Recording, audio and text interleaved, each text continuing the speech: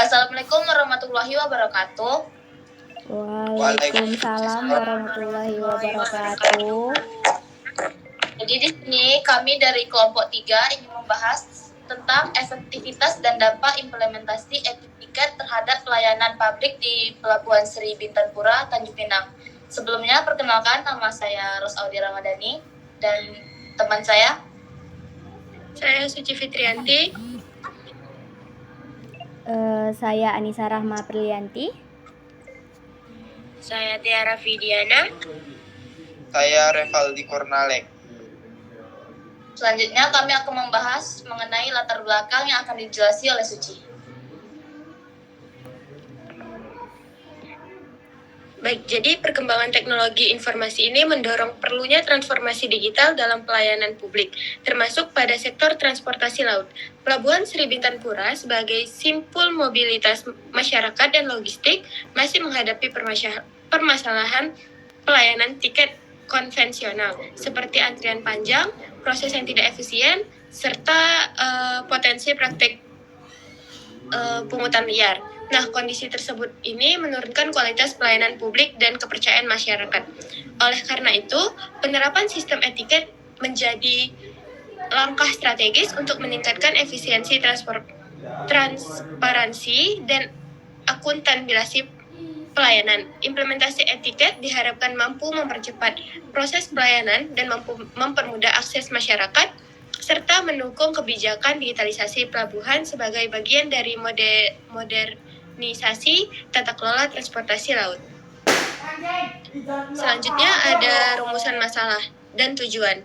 Yang pertama, rumusan masalah yang pertama itu bagaimana tahapan persiapan dan kesiapan infrastruktur. Yang kedua, sejauh mana efektivitasnya terhadap efisiensi dan transparansi. Yang ketiga ada apa dampaknya terhadap kepuasan pengguna dan keamanan data. Yang keempat, apa saja tantangan operasional yang dihadapi. Nah, tujuannya itu menilai efektivitas dan dampak implementasi etiket terhadap pelayanan publik di Pelabuhan Sri Bintanpura. Selanjutnya akan dijelaskan oleh Revaldi. Ya, di sini saya akan menjelaskan untuk teori selanjutnya, yaitu landasan teori. Yang pertama ada pelayanan publik, di mana ada interaksi pemerintah dan masyarakat untuk memberikan kepuasan dan kualitas hidup. Dan yang kedua ada e-government, di mana penggunaan teknologi untuk mempercepat birokrasi dan transparansi. Dan yang terakhir ada etiket, di mana sistem pemesanan berbasis digital dengan verifikasi kode QR yang meningkatkan integritas layanan.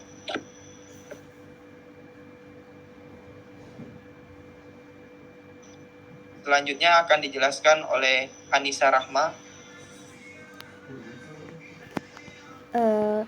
Kemudian itu ada mekanisme implementasi di Pelabuhan Sri Bintanpura. Nah, yang pertama itu adalah prosedur pembelian. Nah, di mana mekanisme di prosedur pembelian ini melalui aplikasi resmi atau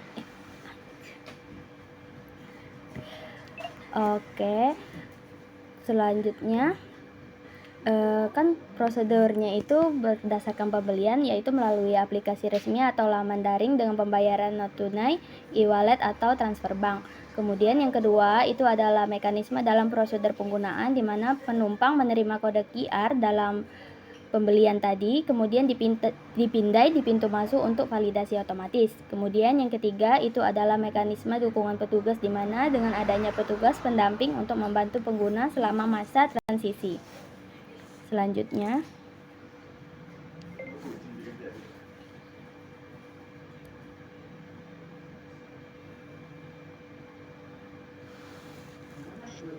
Nah, untuk yang selanjutnya ada analisis efektivitas, di mana efisiensi waktu dan biaya, di mana hal itu mengurangi antrian loket dan menekan biaya cetak tiket fisik, dan itu lebih efektif dan efisien dalam untuk menjalankan proses transaksi di pelabuhan. Nah, dan yang poin kedua adalah transparansi dan akuntabilitas, yang pencatatan otomatis mencegah manipulasi data dan kebocoran pendapatan. Dan yang terakhir, pencegahan pungli, di mana itu mengurangi interaksi fisik dan transaksi tunai yang sering menjadi celah penyalahgunaan oleh pihak-pihak tertentu.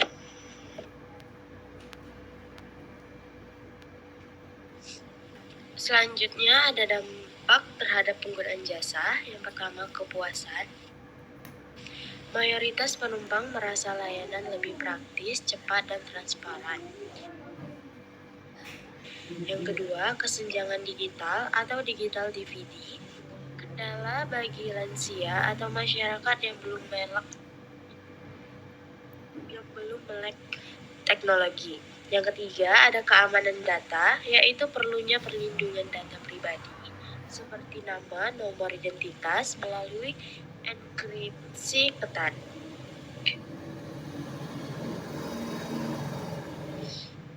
Selanjutnya ada tantangan dan hambatan operasional. Petugas perlu adaptasi dari sistem manual ke digital melalui pelatihan berkelanjutan. Ketergantungan pada stabilitas jaringan internet dan pasokan listrik. Sinkronisasi data antara sistem pelabuhan dengan jadwal operator kapal.